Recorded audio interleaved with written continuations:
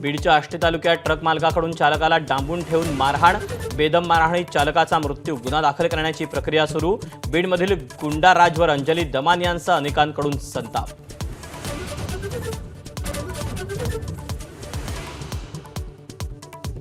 18 वर्ष नोकरी करूनही पगार न मिळाल्यानं बीडमधील शिक्षकाची आत्महत्या। 3 वर्षाच्या चिमुकलीला भाऊक पत्रसंस्था चालक मृत्यूसाठी जबाबदार असल्याचं सुसाईड नोटमध्ये नमूद।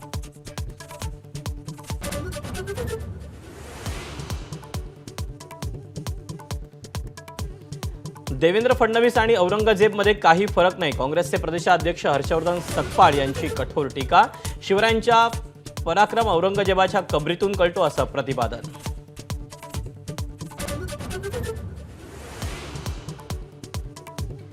देश हिंदूंचा पाकिस्तान बनण्याच्या दिशेनं, सामनामधून संजय राऊतांची रोखठोक टीका। मोदी काळाचा अंतिम पर्व सुरू झाल्याचं राऊतांचं निरीक्षण।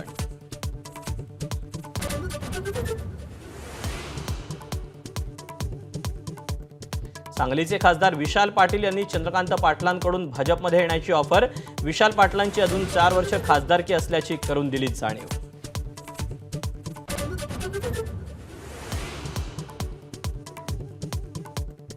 भाजपच्या विधान परिषद पोटनिवडणुकीत उमेदवारांची नावं जाहीर। संदीप जोशी, संजय केनेकर आणि दादाराव केचे यांना उमेदवारी दाखल करण्याच्या सूचना।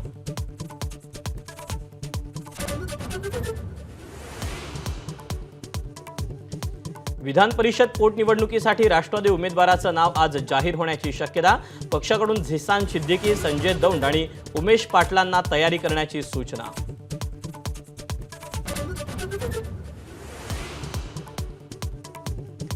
शिंदेंच्या शिवसेनेलाही विधान परिषद पोटनिवडणुकीत 1 जागा आणि इच्छुक 4। नाराजी टाळण्यासाठी आयत्या वेळी नाव जाहीर होण्याची शक्यता।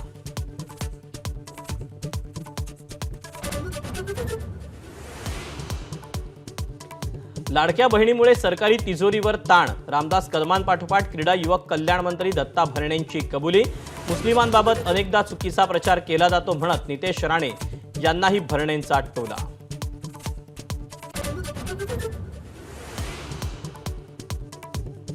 मत्स्य विकास मंत्री नितेश राणेंच्या मुस्लिम विरोधाला क्रीडा मंत्री दत्तात्रय भरणेंचं प्रत्युत्तर। मुस्लिम समाजाबद्दल चुकीचा प्रचार केला जात असल्याची टीका। गडकरीही म्हणाले, मुस्लिमांना शिक्षणाची अधिक गरज।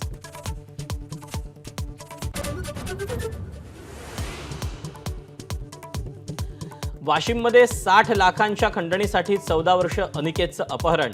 3 दिवसानंतरही पोलीस तपास ढिम्म, पालक चिंतेत।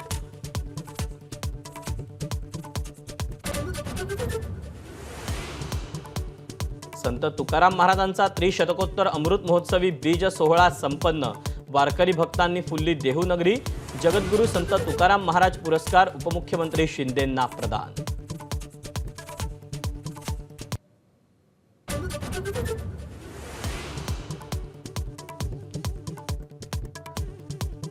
पाकिस्तानात बलुचिस्तान लिबरेशन आर्मीचा लष्करावर भीषण हल्ला।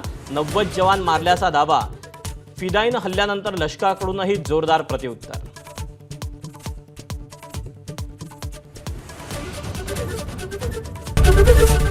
एबीपी माझा, उघडा डोळे बघा नीट।